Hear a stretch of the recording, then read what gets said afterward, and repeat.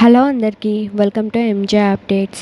Double bedroom గురించి latest and new updates అయితే చెప్పబోతున్నాను. సో వీడియోని అస్సలు స్కిప్ చేయకండి. ప్రజెంట్ లిస్ట్ 2లో ఎవరైతే ఉన్నారో, ఎవరికైతే అప్లికేషన్ స్టేటస్లో పెండింగ్ ఫర్ ఎంపీడీఓ అప్రూవల్ అని ఉందో, వారికైతే గవర్నమెంట్ నుంచి ఒక మంచి గుడ్ న్యూస్ అయితే వచ్చింది. చాలా రోజుల నుంచి ఎంతోమంది డబల్ బెడ్రూమ్ ఇళ్ళ గురించి లిస్ట్ 2లో ఉన్న వాళ్ళు ఎదురు చూస్తూ ఉన్నారు.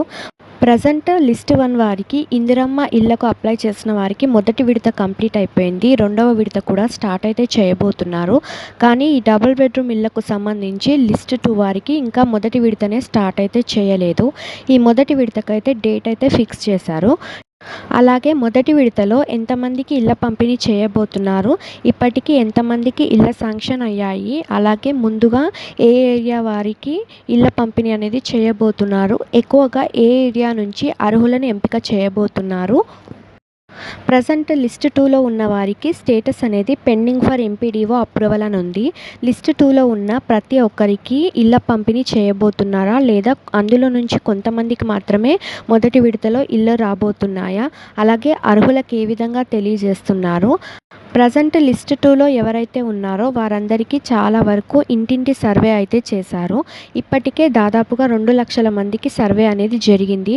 మరి సర్వే జరగని వారికి ఇళ్ల పంపిణీ చేయబోతున్నారా లేదా మొదటి విడతలో. అలాగే చాలా చోట్ల పాత గవర్నమెంట్ ఉన్నప్పుడు చాలా చోట్ల ఈ డబల్ బెడ్రూమ్ ఫ్లాట్స్ అనేవి కట్టి సగంలోనే వదిలేశారు. మరి ఈసారి మొదటి విడతలో ఇళ్ల పంపిణీ ఏ విధంగా చేయబోతున్నారు, అలా సగం కట్టి వదిలేసిన ఫ్లాట్స్ని ఇవ్వబోతున్నారా, లేదా పూర్తయిన ఫ్లాట్స్ని ఇవ్వబోతున్నారా. పూర్తయిన ఫ్లాట్స్ కేవలం 10% మాత్రమే ఉన్నాయి. అలాగే లిస్ట్ 2లో ప్రజెంట్ ఎవరైతే ఉన్నారో అలాంటి వారు చాలా లక్షల్లో అప్లై అయితే చేసుకున్నారు ఈ ఇళ్ళ గురించి.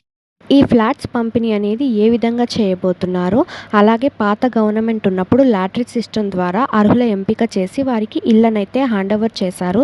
మరి ఈసారి ఏ విధంగా అర్హుల ఎంపిక చేయబోతున్నారు, పాత పద్ధతిలో చేయబోతున్నారా లేదా కొత్త పద్ధతులు ఏమైనా తీసుకొస్తున్నారా, ఇలాంటి అన్ని డౌట్స్కి నేను ఈ వీడియోలో ఒక క్లారిటీ అయితే ఇస్తాను. సో వీడియోని అస్సలు స్కిప్ చేయకండి. స్కిప్ చేస్తే మీకు ఇన్ఫర్మేషన్ అనేది మిస్ అవుతారు. సో స్కిప్ చేయకుండా చూస్తేనే మీకు క్లారిటీ అనేది వస్తుంది. అలాగే మీ డౌట్స్ అన్నీ క్లియర్ అవుతాయి. అలాగే మన ఛానల్ ఎవరైనా కొత్తగా చూస్తూ ఉంటే లైక్ చేయండి, షేర్ చేయండి, సబ్స్క్రైబ్ అయితే చేసుకోండి. పక్కనే ఉన్న బెల్ బటన్ కూడా యాక్టివేట్ చేసుకోండి. సో నేను వీడియోస్ పెట్టగానే మీ ఫోన్స్కి నోటిఫికేషన్ వస్తుంది. మీరు ఈజీగా లేటెస్ట్ అప్డేట్స్ అనేవి తెలుసుకోవచ్చు. అలాగే మీకు ఎలాంటి డౌట్స్ ఉన్నా నన్ను వీడియోలో అయితే అడగవచ్చు కమెంట్స్ ద్వారా. నేను రిప్లై ఇవ్వడానికి అయితే ట్రై చేస్తాను. అలాగే ఈ లిస్ట్ 2కి సంబంధించి ఈ లిస్ట్ విడుదల వివరాల గురించి కూడా నేను ఈ వీడియోలో ఒక క్లారిటీ అనేది మీకు ఇస్తాను. ప్రజెంట్ లిస్ట్ 2లో ఎవరైతే ఉన్నారో అందులో నుంచి అర్హుల ఎంపిక అనేది జరుగుతుంది. సో లాస్ట్ టైం గవర్నమెంట్ ఉన్నప్పుడు అర్హుల ఎంపిక లాటరీ సిస్టమ్ ద్వారా అయితే చేశారు.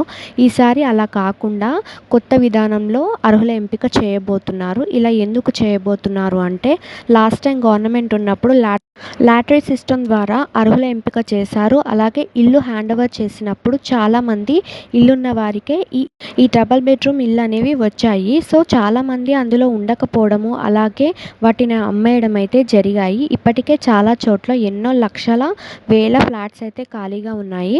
సో అలాంటి మిస్టేక్ చేయకుండా ఈసారి చెకింగ్ ప్రాసెస్ ద్వారా ఎవరైతే నిజమైన అర్హులు ఉన్నారో వారినే గుర్తించి అర్హులుగా ఇళ్ల పంపిణీ అయితే చేయబోతున్నారు. దాదాపుగా మొదటి విడతలో 4 లక్షల ఫ్లాట్స్ని అయితే పంపిణీ చేస్తున్నట్టు ఇన్ఫర్మేషన్ వచ్చింది. అలాగే చాలా వరకు ఇప్పటికే సర్వే అయిన వారికి, సర్వే కాని వారికి అందులో నుంచి అర్హులను ఎంపిక చేసి ఇప్పటికే 4 లక్షల ఫ్లాట్స్ అయితే శాంక్షన్ చేశారు. మొదటి విడతలో మెయిన్గా వితంతువులు, ఒంటరి మహిళలు, వికలాంగులు, వృద్ధులు వీరికైతే ఎక్కువగా ఇంపార్టెన్స్ ఇచ్చి ఇలాంటి వారినే అర్హులుగా అయితే ఎంపిక చేస్తున్నారు. అలాగే జూన్ 2వ తేదీ నుంచి మొదటి విడత అనేది స్టార్ట్ చేయబోతున్నారు. సో మీకు ఇల్లు వచ్చిందా లేదా కూడా మీరు ఈజీగా తెలుసుకోవచ్చు. అలాగే ఇప్పటి నుంచి మీ ఇంటికి ఎవరైనా సర్వేకి వస్తే మీరైతే పార్టిసిపేట్ చేయాల్సి ఉంటుంది. సర్వేలో పార్టిసిపేట్ చేయకపోయినా కూడా మీ అప్లికేషన్ అనేది రిజెక్ట్ చేస్తున్నారు. అలాగే అర్హులకు అప్లికేషన్ స్టేటస్లో మార్పులు అయితే చేస్తున్నట్టు ఇన్ఫర్మేషన్ వచ్చింది. ఈ 2-3 రోజుల్లో మార్పులు కూడా చేయబోతున్నారు. సో మీకు ఇన్ఫర్మేషన్ ఎలా అనిపించిందో నాకు కమెంట్స్లో చెప్పండి. Thanks for watching.